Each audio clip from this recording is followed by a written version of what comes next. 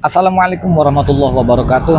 Assalatu wassalamu ala rasulillah sayyidina wa maulana Muhammad sallallahu alaihi wasallam wa ala alihi wa ashabi ajma'in, amma ba'du. Baik teman-teman, dimanapun teman-teman berada yang insya Allah yang dimuliakan oleh Allah subhanahu wa ta'ala, saya doakan mudah-mudahan teman-teman ini tambah hari, tambah semakin baik, tambah semakin bagus, tambah semakin fresh lagi, tambah semangat lagi, dan semakin bangkit dan semakin pulih total, amin ya rabbal alamin. Baik teman-teman, jumpa lagi bersama saya Bang Andi, yang tentunya saya di channel YouTube-nya Kang Sunandi teman-teman. Nah baik teman-teman, kami Kang Sunandi Al-Fakir ingin menjelaskan tentang seputaran gangguan asam lambung dan anxiety psychosomatic disorder teman-teman, yang benar-benar sangat membingungkan. Nah apalagi orang-orang yang dikatakan yang baru awal-awal ya, awal-awal yang terkena gangguan asam lambung dan anxiety psychosomatic disorder. Jadi untuk tema kali ini sebetulnya gini deh, teman-teman kalian kan bingung teman-teman ya, dibilang gue sakit diperiksa dokter hanya asam lambung doang kan gitu kan ya, terus juga saya dibilang balik periksa cuma ujungnya asam lambung. Karena saya sering sakit, sering dirawat inap, sering traveling rumah sakit, sering traveling dokter dan sebagainya, ujung-ujungnya kita dikirim ke psikiater. Ya pertanyaan kita itu, sebetulnya ini sakit apa sih kan gitu ya tuh.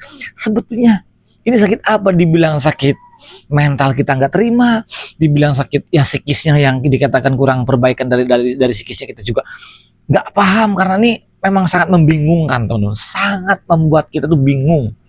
Tapi tenang aja teman-teman ya, teman-teman nggak usah bingung.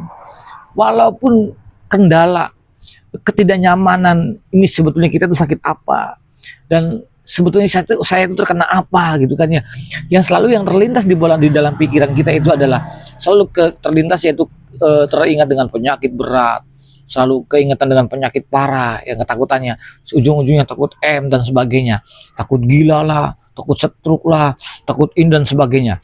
Ini yang membuat kalian tuh bingung. Nah sekarang teman-teman, kalian nggak usah bingung-bingung, kalian nggak perlu penasaran, nggak usah bingung, nggak usah nggak usah cemas, nggak usah ini sebetulnya apa, ini penyakitnya apa.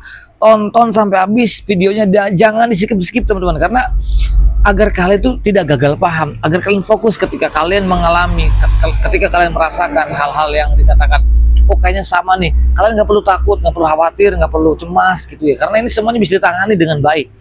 Dan teman-teman insya Allah pasti bisa memahami kesananya, insya Allah pasti. Nah, jangan di-skip. Nah yang baru bergabung teman-teman, yang baru bergabung belum subscribe, teman-teman subscribe terlebih dahulu, karena yang pertama memang subscribe itu gratis teman-teman. Yang kedua juga itu juga bisa agar video-video saya itu bisa jauh lebih berkembang dengan baik. Karena buat saya pribadi subscribe sangat penting teman-teman, karena ya agar video-video saya bisa berkembang dengan baik. Kalau sudah berkembang dengan baik, tentunya saja itu menambah semangat saya untuk selalu bikin video-video seputaran gangguan asam lambung dan anxiety psychosomatic disorder teman-teman. Ini kopinya masih panas. Jangan lupa juga tombol like-nya teman-teman. Tombol like-nya itu buat saya pribadi juga sangat mempengaruhi teman-teman ya. Tombol like-nya jangan lupa juga tombol notifikasinya, karena agar kalian tuh bisa tidak ketinggalan video-video terbaru dari saya teman-teman. Nah baik teman-teman, saya pun juga bercerita tentang seputaran gangguan asam lambung dan anxiety psychosomatic disorder teman-teman. Sekali lagi saya ini bukan ahli obat, bukan herbal, apalagi dokter, bukan. Saya bercerita tentang seputaran gangguan asam lambung dan anxiety psychosomatic disorder itu teman-teman berdasarkan dengan pengalaman-pengalaman yang dulu saya pernah rasakan, dan dulunya sama seperti kalian, saya juga hanya penyintas mantan penderita sama seperti kalian itu teman-teman ya. Baik teman-teman, begini teman-teman ya, dulu ini pengalaman saya dulu awal sampai mendekati pertengahan itu, selama 2 tahun lebih teman-teman ya, saya menderita gangguan asam lambung dan anxiety psychosomatic disorder itu. Saya memang sangat bingung. Kenapa? Karena perasaan dan sensasi yang timbul itu seperti kayak perasaan selalu nggak enak, pikiran selalu kemana-mana, terus juga mohon maaf teman-teman, kadang-kadang kepala ini selalu pusing, kepala pusing, mata buram, terus juga napas berat, dada suka sakit, ulu hati mengganjal, nelen juga nggak bisa, terus kadang-kadang gampang panas dalam, belum lagi telinga berdenging, suka tremor, kaki sama tangan kadang-kadang dingin, tiba-tiba nggak tahu kenapa setiap harinya tuh walaupun di cuaca panas itu keringat dingin selalu keluar gitu. Dan ini juga saya bingung, diperiksa ke dokter juga normal-normal saja. Saya sempat berpikir begini, jangan-jangan ini dokternya kurang bagus, makanya saya sering traveling rumah sakit. Coba lagi saya pergi ke tempat rumah sakit yang jauh lebih besar, kok dokternya juga jauh lebih bagus. Saya bilang itu, ya hasilnya sama saja gitu. Memang kita diponis dengan dikatakan asam lambung, GERD anxiety gitu. Cuman pada waktu itu belum anxiety disorder, hanya GERD saja, hanya asam lambung GERD aja pada waktu. Terus juga dipepsia fungsional juga. Terus lama-lama kelamaan saya harus diperiksa kepada psikiater, teman-teman. Ternyata kendala saya pada waktu itu, saya tidak menerima kalau saya itu memang harus ke psikiater. Sedangkan di psikiater kan tempat orang-orang, ya mohon maaf, masa gua harus disamain sama orang-orang seperti itu? Saya ada penolakan ya. Masa gua psikisnya, masa gua gila? Dan pada waktu saya disamakan dengan orang gila, masa gua gila kan seperti itu. Nah, dari situ teman-teman saya bilang, sejujur saya sih belum bisa mau datang ke dokter psikiater pada waktu itu. Tapi saya lama kelamaan sering bolak-balik, paling tidak itu seminggu sekali, itu jarang, paling seminggu 2 kali saya masuk rumah sakit itu, teman-teman. Dan memang sangat bingung karena sensasinya sangat luar biasa. Belum lagi sensasi yang namanya piar-piaran, belum lagi sensasi yang namanya sensasi yang les-lesan itu. Nah, ini yang bikin horor itu ketika sensasi yang piar-piaran, yang bikin horor, yang bikin les-lesan, kayak di perasaan kayak piar, kayak darah nggak ngalir, kayak jangan-jangan gue mau hari ini, jangan-jangan gue mau hari ini. Pikirin saya seperti itu mulu, teman-teman. Nah, memang sangat bingung. Nah, kalau yang mungkin baru orang-orang yang awal, dia stres. Stresnya apa? Stresnya dia bingung nih, ini sebetulnya penyakit apa gitu kan ya. Dibilang asam lambung dia tetap nggak percaya. Dulu saya seperti itu, saya curiganya pasti ada penyakit lain, pasti ada penyakit lain gitu, pasti ada penyakit lain yang tidak bisa terdeteksi oleh dokter. Itu, wah, ini kalau ada penyakit lain yang tidak terdeteksi oleh dokter, maka itu ancaman buat saya. Itu seolah-olah kayak kena penyakit berat, penyakit kronis, nanti ujung-ujungnya gue mati nih. Itu yang terdoktrin dalam pikiran kita. Otak amigdala itu selalu saya berpikirnya seperti itu terus. Ini jangan-jangan ada penyakit berat yang tidak ketahuan, jangan-jangan ada penyakit kronis yang tidak ketahuan, yang tidak terdeteksi oleh dokter. Jangan-jangan nanti ujung-ujung gue mati. Nah, pada waktu itu, apa jangan-jangan keluarga saya dengan dokter itu memang ada yang disembunyikan gitu kan dari penyakit saya. Pada waktu itu seludon saya, jangan-jangan dokter itu ada penyakit berat, ada penyakit parah yang disembunyikan oleh saya pada waktu itu. Saya bilang itu, tapi saya terus ngikutin, saya coba bilang sama keluarga, sama istri dan sebagainya, coba lu tanyain bener nggak, bohong apa enggak, terus aja sampai bener-bener ternyata memang dikatakan asam lambung saja, teman-teman. Asam lambung, GERD anxiety disorder. Jadi akhirnya anxiety itu saya dikirim ke psikiater. Pada waktu itu hampir mau mendekati 3 tahun. Saya coba datang ke psikiater, teman-teman ya. Saya 3 kali ke psikiater, saya konsultasi. Jujur teman-teman, saya obatnya nggak saya minum pada waktu itu, memang saya takut. Satu juga saya nggak pernah nggak bisa minum obat, dan kedua juga saya takut kalau minum obat itu. Nah, pada waktu itu saya hanya konsultasi, cuman saya ambil metodenya saja. Saya terapkan metodenya, saya praktekkan di rumah, setiap saat, setiap waktunya saya terapkan dan saya jalankan pada waktu itu. Saya coba pada waktu itu. Ternyata karena gua nih nggak bisa nih, karena pada waktu itu saya tuh serba takut. Kenapa ya? Setiap dibawa sholat Jumat itu kayak mau pingsan, kayak mau jatuh, kayak mau ya kayak mau pingsan, kayak mau karena pikiran saya nggak ngerti, takut mah enggak gitu. Cuman yang ada di pikiran saya, tuh gue takut kumat nih. Pas saya lagi sholat, tuh saya takut kumat. Kalau kumat nanti saya pingsan di sini, saya di sini, nanti ngerepotin orang posisi lagi sholat. Yang ada di pikiran saya di tempat keramaian selalu seperti itu, makanya saya ada penolakan dalam pikiran, dalam hati saya, dalam tubuh saya, dikatakan saya hanya ketakutan. Jadi di situ timbullah yang namanya tremor, keringat dingin, terus mata kayak kunang-kunang gitu ya. Pokoknya campuran udara ini sangat membingungkan. Nah, bagi teman-temannya yang mempunyai hal yang sama dengan saya, teman-teman gak usah khawatir, teman-teman gak usah takut, teman-teman gak usah panik, dan gak usah cemas, apalagi was-was, gak usah. Karena itu yang dirasakan sebetulnya hayalan saja, halusinasi saja, dan sensasi yang seperti yang tadi saya katakan, semuanya itu bohong, hoax. Walaupun rasanya real, nyata, tapi itu sesungguhnya tidak berbahaya, dan itu namanya psikosomatik ataupun psikosomatis, respon tubuh yang berasa yang ada di dalam tubuh kita, dan itu tidak ada efek apa-apa. Efeknya adalah kembali ke pikiran kita. Kenapa? Kalau kita selalu terancam, wah gue takut penyakit berat, gue takut ini, ya semakin sensasi semakin menjadi, walaupun aman dan tidak nyaman, walaupun aman tidak apa-apa, tapi di pikiran kita selalu mempunyai khawatir, cemas, takut yang berlebih. Jadi kalau kalian ketika sensasi itu datang, kalian cuek deh. Dengan caranya kalian mengalihkan dengan caranya yang dulu saya rasakan teman-teman, ketika sensasi itu muncul, piar-piar, saya mencoba. Ya pada waktu itu karena saya mau mendekati sembuh sekitar 3 tahunan itu, ketika sensasi itu mau datang, kita udah berasa nih, waduh gue mau datang nih, sensasi mau datang, aduh gue alihkan. Walaupun saya bawa mobil tuh kayaknya udah pusingnya, udah les piar gitu kan ya, saya tetap alihkan, bodo amat, cuek, aduh ini enggak, pikiran saya pengen di rumah, kalau nggak rumah di rumah sakit itu, masa gue harus begini terus, nah saya mencoba di situ tidak sampai panik teman-teman. Nah terus saya berhenti, saya mencoba afirmasi positif, saya alihkan, terus tapi saya nggak ketinggalan yang namanya minum air hangat teman-teman. Nah dari situ teman-teman, ternyata itu mudah diatasi. Ketika sensasi itu timbul lagi, kalian harus bisa memberikan afirmasi yang positif kepada tubuh kalian, kepada pikir kalian aja. Oh iya, kemarin-kemarin toh sensasi itu datang kepada saya, datang kepada kami. Yaitu kemarin mungkin minggu yang lalu, sebulan yang lalu, mungkin 1 tahun yang lalu, ya toh sama sensasinya seperti itu. Nyatanya nggak apa-apa, dan kalian nggak perlu takut, nggak perlu khawatir, nggak perlu cemas lagi. Kenapa? Karena itu ya toh hanya bentuk sensor tubuh saya bahwa kita itu, bahwa pikiran kita itu lagi terlalu over, lagi sedang tidak baik-baik saja. Nah maka dari situ teman-teman, kalian ketika muncul sensasi itu, walaupun kepalanya suka sakit, walaupun dikatakan les-lesan, piar-piaran, dan itu dikatakan kalian nggak perlu takut lagi. Terakhir yang saya rasakan itu seperti kayak dada sakit, terus suka les-lesan, piar-piaran, napas juga berat, lagi pula juga kepala ini suka sakit. Ini bagian sini di sebelah kiri saya ini kadang-kadang sampai sini nih, kayak semakin migrain tuh sakitnya hilang-hilang. Tapi semuanya itu teman-teman, itu saya nggak diapa-apain, nggak diobatin, nggak diapain, ya sembuh sendiri. Dan bukan saya doang teman-teman, teman-teman yang lain yang sekarang sudah menjadi mentor, itu ya rasanya itu sama.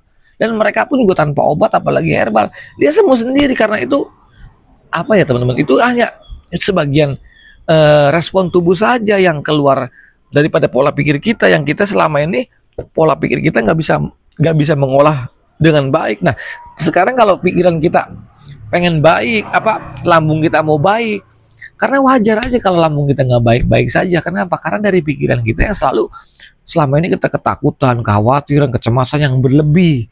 Akhirnya apa? Timbullah asam lambung, dia akan reflux lagi. Lagian juga protein juga tidak akan dicerna dengan baik, walaupun kalian sudah mematang makanan, sudah hati-hati, makanan yang bergizi dan sebagainya. Tapi kalau pikiran kalian rusak, selalu khawatir, takut, cemas yang berlebih, protein kalian tidak akan dicerna dengan baik teman-teman. Kenapa? Karena daya stres kalian menimbulkan hormon kortisol. Makanya sebaik-baiknya kamu punya lambung, walaupun kamu dijaga makanannya dengan hati-hati, kalau kalian pikirannya terlalu over, selalu kemana-mana alias zemamamambra, itu tidak bisa. Pasti akan menimbulkan, akan memancing hormon kortisol itu berantakan. Akhirnya apa? Asam lambung kumat lagi, sendawa lagi, perutnya begah lagi, perutnya gampang kembung lagi, napas gampang sesak lagi, pusing lagi, telinga berdenging, tremor lagi, dan itu sesuatu yang wajar. Nah, bila mana kalian masih mempunyai rasa-rasa yang seperti itu, kalian nggak perlu takut lagi, kalian perlu santai. Semakin kalian takut, semakin kalian dikatakan semakin was-was, itu sensasinya semakin jadi. Mungkin bisa muncul 2-3 sensasi teman-teman. Tapi kalau teman-teman santai, sensasi itu teman-teman, dia hanya numpang lewat. Walaupun ini penyakit membingungkan banget ya. Bagi yang orang yang awam, apalagi yang awal-awal pertama. Ini bingung, gue ini penyakit apa? Sadari, kalian itu gangguan mental. Kalian itu adalah gangguan psikis. Psikis yang perlu diperbaiki, mental yang kalian perlu dimatengin. Jadi jangan memelihara mental bocing, jangan memelihara mental gadungan, mental kalengan, buang tuh mental bocing itu. Gitu. Kalau kalian semakin berani, walaupun sensasi berjibun, yakin teman-teman, itu sensasi hanya numpang lewat saja. Semakin berani itu sensasi akan hilang. Jadi kalian nggak perlu takut lagi tentang les-lesan datang, napas berat, kelingan. Kalian hanya perlu mengabaikan, belajar berpikir yang positif, abaikan pola pikir negatif, kurangi rasa takutnya, kurangi rasa khawatirnya, kurangi rasa cemasnya, dan buang rasa was-was itu. Karena sekali lagi teman-teman, untuk penderita gangguan asam lambung, anxiety, psychosomatic disorder itu teman-teman tidak berbahaya sama sekali, tidak berbahaya. Jadi kalian tuh gak perlu, tapi Kang, itu saya ini jantung saya selalu berdebar. Iya, saya juga ngerti. Saya tuh 24 jam berdebarnya itu tidak beraturan. Saya paham banget. Dan itu sampai setiap hari. Dan itu berhari-hari. Bukan berhari, berminggu-minggu. Saya rasakan seperti itu. Siapa orang yang gak was-was? Kita orang awam. Yang saya punya banyak pengalaman. Jantung itu begini. Apalagi saya sering pada waktu itu sering searching dan sebagainya. Nambah-nambah tuh. Ternyata apa teman-teman? Itu kesalahan kita gitu. Kenapa? Karena kita selalu apa? Selalu berpikirnya tentang yang negatif, berpikir tentang hal-hal yang dikatakan yang merusak pola pikir kita. Jadi kalian itu nggak perlu berpikir tentang hal-hal yang negatif. Kalian berpikir positif aja, karena penderita gangguan asam lambung dan anxiety, psikosomatik disorder itu tidak berbahaya sama sekali. Jadi kalian nggak perlu takut lagi ketika sensasi itu muncul, ketika sensasi itu datang. Kalian hanya perlu bisa mengabaikan pola pikir negatif dengan cara minum air hangat, lalu kalian beraktivitas, entah itu nyuci kayak, entah itu apa namanya nyuci kendaraan kayak, mau ngelap motor, mobil kayak dan sebagainya. Kamu alihkan seperti itu. Tujuannya ingin mengalihkan pola pikir yang negatif. Kalian nggak perlu takut dan nggak perlu khawatir, dan kalian pasti bisa. Dan saya pun awal-awal mungkin nggak bisa, karena nggak bisa dicoba. Mungkin kalau mencoba itu jangan sekali dua kali mencoba, aduh nggak bisa, tetap aja nggak bisa. Ya awal-awalnya nggak bisa. Sekali dua kali mah, coba seminggu 2 minggu, nanti kalian sendiri akan merasakan. Nah, paling tidak minggu terus, dan rutinkan teman-teman seperti itu. Nggak gampang. Kalian sakitnya 2 tahun pengen sembuh drastis, ya nggak bisa seperti itu. Dia bertahap, step by step, dan sabarnya itu benar-benar butuh ekstra banget gitu teman-teman. Kenapa? Untuk adaptasi. Contohnya kemarin kita bulan puasa kemarin, selama di bawah bulan puasa, di bawah puasa ya enak-enak aja. Tapi ketika kita makan, apalagi sekarang sudah bukan bulan puasa ya, kayak sensasi kok ada lagi. Itu perlu adaptasi teman-teman. Biasa kita menghadapi perut yang kosong sudah bisa kan, kita menghadapi perut yang kosong dalam keadaan lapar, kita udah bisa mengatasi sensasi itu, udah seolah-olah udah biasa. Nah ketika kita perut kenyang sekaligus, nah kalian juga harus bisa adaptasi itu, dan butuh itu ada penyesuaian. Sekarang kita lagi penderita gangguan asam lambung dan anxiety disorder. Ketika mau ada pemulihan, itu perlu penyesuaian lagi. Nanti kalau sudah belum pulih sampai 100%, teman-teman, itu ada adaptasi lagi, ada adaptasi lagi. Jadi ada tiga tingkatan ya. Adaptasi ketika kita lagi sakit, adaptasi mau masa pemulihan, dan adaptasi ketika kita sudah normal. Jadi itu wajar. Dari kalian nggak perlu curiga, gua kenapa lagi nih? Lu jangan-jangan kok kumat lagi. Jangan berpikir seperti itu. Jauhi pikiran seperti itu. Oh kalian nyatanya normal, nggak bisa nggak apa-apa gitu teman-teman. Ngopi dulu biar cerdas.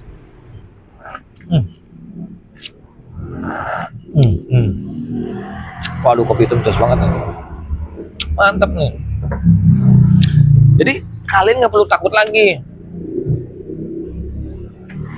Kalian nggak perlu khawatir, nggak perlu takut, nggak perlu cemas lagi. Kenapa? Ini bukan penyakit teman-teman. Dan jangan pernah mengkait-kaitkan ya tentang sensasi yang timbul kepada diri kalian dengan penyakit. Jangan. Tidak ada hubungannya. Sensasi kalian, walaupun sensasinya horor, itu nggak ada hubungannya dengan penyakit yang selama ini Anda curigai, yang selama ini Anda khawatirkan. Nggak ada hubungannya. Jadi kalau kalian pengen aman dan pengen nyaman dan bisa berdamai dengan sensasi, kamu terima sensasinya. Kamu terima sensasinya. Dan harus berdamai dengan sensasi tersebut. Nanti sensasi itu juga dia akan pergi dengan sendiri. Dan sensasi itu teman-teman, kalau pengen tahu ya, dia itu sensasi, dia datang ke kita itu hanya numpang lewat doang, paling lama 10 menit, sebenarnya 5 menit. Kalau kita sudah bisa mengabaikan, itu sensasi akan pergi. Itu sensasi akan pergi. Jadi kalian nggak perlu takut, nggak perlu khawatir, kalian hanya cukup mengabaikan. Mungkin Kang Andi si Ari ngomong enak aja ya, gampang aja katanya, mengabaikan. Dulu saya itu sama seperti kalian dulu itu. Sama seperti kalian, susahnya, perihnya, berusahanya, banyak pengorbanan, waktu, tenaga, pikiran, semua berkorban. Hanya demi melawan mental gadungan itu. Hanya demi melawan mental yang kurang ajar itu, mental kalengan itu. Maka saya membentuk benteng Takeshi, mental benteng Takeshi. Agar saya kuat lagi, saya harus ada pembelajaran, beradaptasi juga dengan orang ramai, berani pergi-pergi, ke bukit, ke sawah, ke mall, ke laut, dan sebagainya. Itu saya perlu mengorbankan mental saya, mempertaruhkan nyali saya gitu pada waktu. Tapi saya tetap mengabaikan apapun yang terjadi. Saya akan siap menerima apapun, dan itu bukan maunya kita, sudah maunya Tuhan. Jadi apapun, tapi saya yakin teman-teman pada waktu itu, karena ini bukan penyakit, ini hanya gangguan mental. Apapun yang terjadi, sensasi mau kayak gimana pun, musuh horor apapun, saya akan hadapi dan saya akan bertahan. Saya coba teman-teman, sejam bertahan bisa, 2 jam, 3 jam, sampai kuat 6 jam pada waktu itu.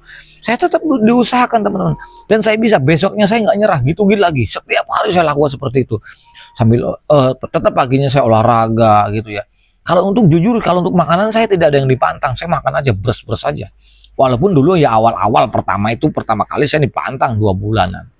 Terus setelah saya melewati itu ya saya tidak ada yang dipantang, jujur aja nggak ada yang dipantang, saya bersyukur karena saya tahu asam lambung saya diakibatkan daripada anxiety, rasa takut, cemas, was-was yang berlebih itu ya, sehingga memancing hormon kortisol berantakan. Sehingga kenapa kalau asam lambung kita sudah naik lagi, begal lagi, karena dari ketakutan itu, stres gitu. Hormon kortisol itu teman-teman hormon stres.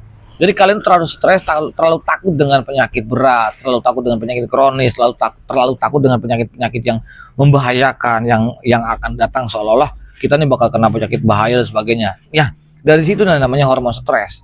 Kalian tuh sebetulnya sekarang itu berpikirnya beda, bukan mikirin apa-apa, tapi yang jelas sekarang yang ada di dalam pikiran kalian itu adalah ya memikirkan tentang gue takut penyakit, gue takut sakit. Jadi yang dipikirnya penyakit dan takut penyakit ya, ujung-ujungnya gue bakal mati, ujungnya selalu seperti itu. Buang teman-teman, buang hal-hal seperti itu, buang. Karena apa? Itu memperlambat masa pemulihan, dan itu bener-bener semua untuk penderita gangguan asam lambung anxiety disorder itu semua pasti sehat, pasti kemudian akan normal kembali. Cuman sembuh dan sehat dan ataupun normal kembali itu tergantung jaraknya, ya kan? Lama apa sebentar. Nah kalau kalian mau sebentar, ikuti metode dari saya. Kalau memang nggak bisa, minta dimentorin. Nggak jadi masalah. Lo kenapa? Karena kadang-kadang kalau kalian untuk bisa bangun sendiri, bangun deh. Ya, kalian rubah deh sendiri. Kalau nggak bisa, kalian udah temenin deh. Mentorin siapa sih? Mentor saya siapa? Istri saya dan sebagainya. Temenin. Pergi ke tempat rame-rame, temenin. Saya takut kenapa-kenapa, ditemenin dan sebagainya. Dan itu wajar teman-teman. Nah, walaupun ini membingungkan, sekarang nggak usah bingung kalian teman-teman. Gak usah bingung, karena ini kabar berita baik sebetulnya. Gak usah bingung, gak perlu khawatir, karena ini hanya gangguan mental, psikis. Memang sensasinya nyata, tapi itu tidak berbahaya, jadi kalian gak perlu takut. Itu teman-teman. Jadi jangan sampai kalian terpancing ketika sensasi itu muncul, kalian stres lagi, kalian khawatir lagi, kalian takut lagi, kalian cemas lagi. Gak usah, tenang, abaikan saja. Pasti bisa teman-teman. Dan itu teman-teman pahami aja ke sana, agar teman-teman bisa memahami ketika ada sensasi datang. Kalian nggak perlu takut lagi.